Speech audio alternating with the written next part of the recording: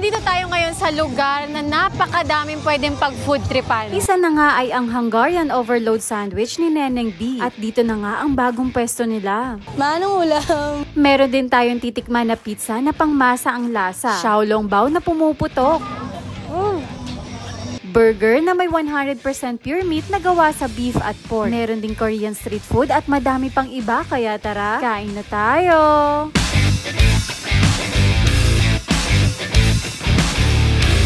Sa gilid ng Binondo Bridge, matatagpuan ang bagong Esplanade. Isang bukas na espasyo para sa mga pamilya, joggers at mga mahilig mag-food trip. At sisimulan nga natin yan, syempre. Simulan natin sa nag-viral dati na si Neneng B. Dahil guys, andito na siya ngayon sa Esplanade. So tara! Manong ulam.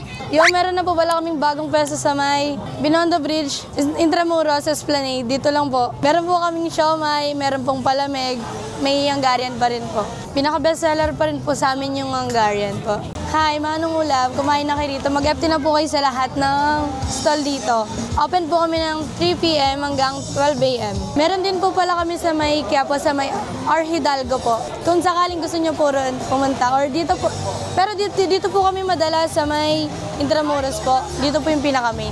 So yan nga guys, kakain ulit tayo ng Neneng B Hungarian Overload Sausage. Grabe, na-miss natin to. Dahil ang tagal nilang nawala sa Quiapo. Dahil nga di ba nag-clearing sa Quiapo. Kaya nawala si Neneng B doon. Pero ngayon, sa mga nakakamiss kay Neneng B, ayan, meron na sila dito at meron na silang pwesto talaga at hindi na sila mapapalis dito sa pwesto nila. Dito nga yan sa may Binondo Bridge, sa may Intramuros. Ayan. Or Esplanade. And meron din tayo ditong cucumber lemonade. So guys, kahit dito na sila nakapwesto, 50 pesos pa rin yung kanilang Hungarian Overload Sausage. Ang sarap pa rin guys ng sausage nila dito. Ito lagi nagpapasarap sa Hungarian Overload Sausage. Ay, yung Hungarian yan mismo. Masarap yung Hungarian na gamit nila dito. Tsaka meron kasi siyang anghang. Meron siyang kick ng anghang. Kaya nagugustuhan ko rin talaga.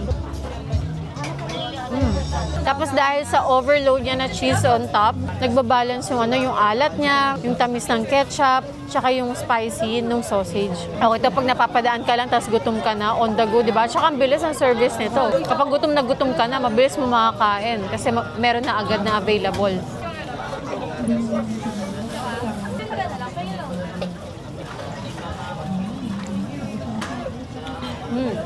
Try naman natin yung iba pang food dito sa may Binondo Bridge. So yan guys, tapos na nga tayong kumain doon kay Neneng B. Grabe, umpisa pa lang busog na ako. Pero syempre hindi pa yan natatapos, kaya ayan, hanap pa tayo ngayon. Grabe, sobrang dami pagpipilian talaga dito. Ayan, so meron ako nakitang bago guys. And dito yan sa Amber's Dim Sum. Mga parang Chinese to, fried dumplings, fried xiaolongbao, may siomai, siopaw. At meron din silang xiaolongbao na chocolate tsaka matcha. Try natin to.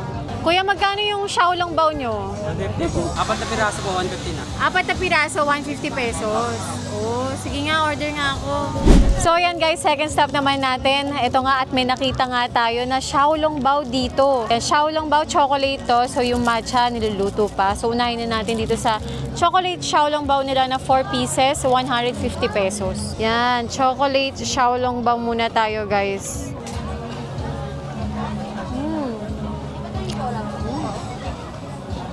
Chocolate to.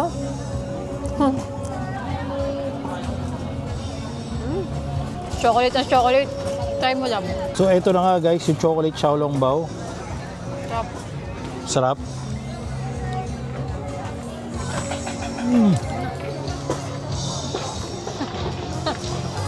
Gulo na damit ko.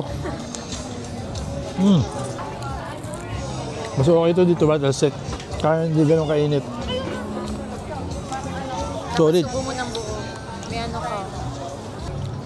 Masarap siya. Sarap yan.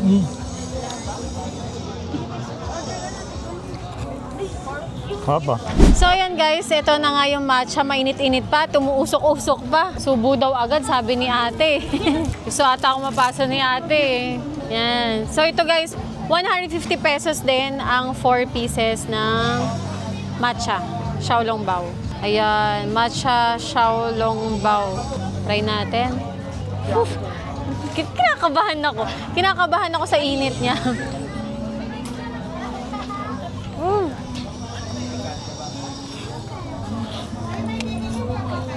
Mainit nga. Lasang chocolate na matcha. Parang white chocolate na may matcha flavor. Kung mahilig kayo sa matcha, sure magugustuhan nyo itong xiaolongbao. Ito yung xiaolongbao na pang dessert eh. Lumabas na yung kanyang, ayan oh, wow. Lumabas na yung xiaolongbao. Lumabas na yung xiaolongbao. Lumabas na yung ano niya, yung matcha. Lumabas na yung xiaolongbao. Wow. Try mo. So guys, ito na nga yung matcha. 150 rin to. Ito natin.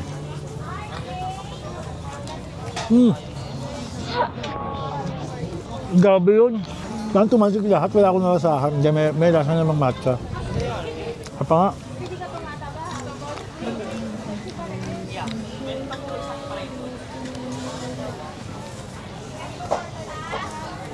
Grabe. Oh. Sarap. Natapon lahat eh. Ano po, 3 beses na po ako nandito. Bali, ang mga kinakainan ko po dito, yung mga ano po, mga shake, mga shawarma. Ayun lang po yung madalas na binabalik-balikan ko po dito. Tsaka yung view rin po, kasi ang ganda po ng view talaga eh. Tsaka di po nakakasawa punta-puntahan, balik-balikan.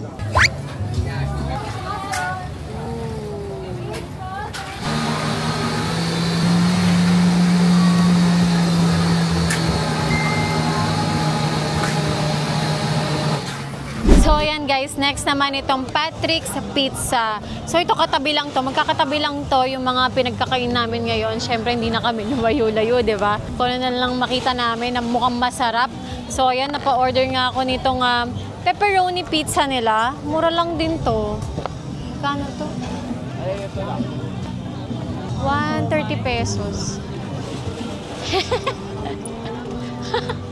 Tinignan ko pa guys kung anong presyo nito. 130 pesos ang isang pizza.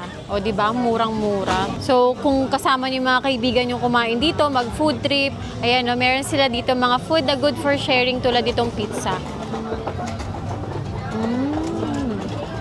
Ito yung parang ano, yung pizza ang pambahay, gano'n. Pangmasa na pizza. Ang soft ng bread, tsaka ang cheesy. Tapos ang lasa mo yung pagkaalat ng cheese dito. Tsaka yung pepperoni niya, hindi yung pepperoni na manghang, pang bata na pepperoni. So parang ito, pagkasama nyo yung mga kids nyo din, pagkasama yung mga anak nyo, for sure, ito ang kakainin nila, pizza. Pagka-smoky din yung pepperoni. Ang labot ng bread. So guys, ito, order din si Macy's ng pizza, no? Pepperoni. Ayan, tikman natin. Sobrang cheesy. Tapos lasa mo yung pepperoni. Ay, siya, magkano to? 130 pesos. 130 pesos lang. Napakamura. Pwede na. Halagang 130 lang. Pwede na to. Ayos din mga food trip dito, ha. Sa Esplanade. Ang daming choices. Ang daming pwedeng makakain. So ayan guys, hindi pa rin ako busog. Kanina busog na ako kay Neneng B, pero parang medyo okay na ulit. Kaya ayan, hanap pa tayo after ng pizza na napakabigat din sa tiyan. Meron ako dito, kanina ko pa tinitignan tong Korean stall dito. Ito, meron din silang Korean stall dito guys. Meron mga corn dog, ayan o, corn dog, tapos sausage, ayan, may udeng din. Tteokbokki meron din dito. Yan o, tteokbokki. So, order ako. Magkano po yan? 100 po, ma'am. 100 pesos. Ina po. Yes po. Pag 4 na sticks na fish cake, 100 din po.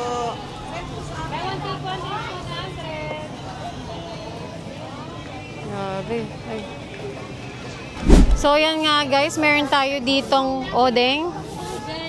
Ayan o, odeng. Grabe, sobrang favorite ko ng Korean food. Tapos ito, meron pa silang Korean street food din dito. Maanghang. Maanghang siya. Meron naman din siyang tamis, pero maanghang. Kung mahilig kayo sa spicy, okay ito sa inyo, magustuhan nyo rin to. Tteokbokki. Tama lang pagkakaluto, ang chewy. Pero ito talaga gusto ko rin eh, fish cake nila.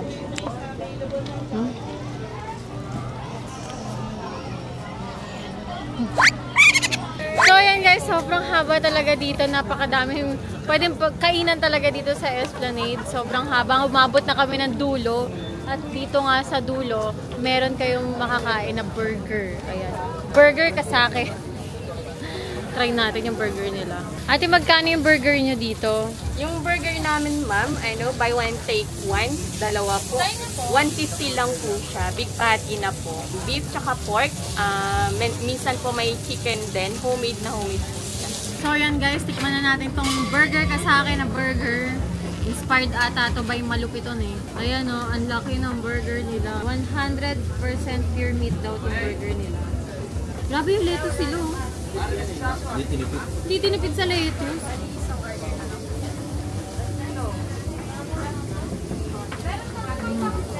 Grabe yung pagka-crunchy ng lettuce, fresh na fresh. Tapos yung patty niya, meron ng timpla. Ito guys, sobrang mura ah. Buy one, take one, 150 pesos. Tapos ang laki na ng burger nila. Tapos dito guys, eto, ang maganda dito. Unlimited piga. So pipigaan natin siya ng mayo. O di ba? Pigaan din natin siya ng ketchup. Unlimited piga ng mayo tsaka ketchup kapag gusto nyo pa. O di ba? Sulit na sulit. Buy one, take one burger na. May unlimited sauce ka pa.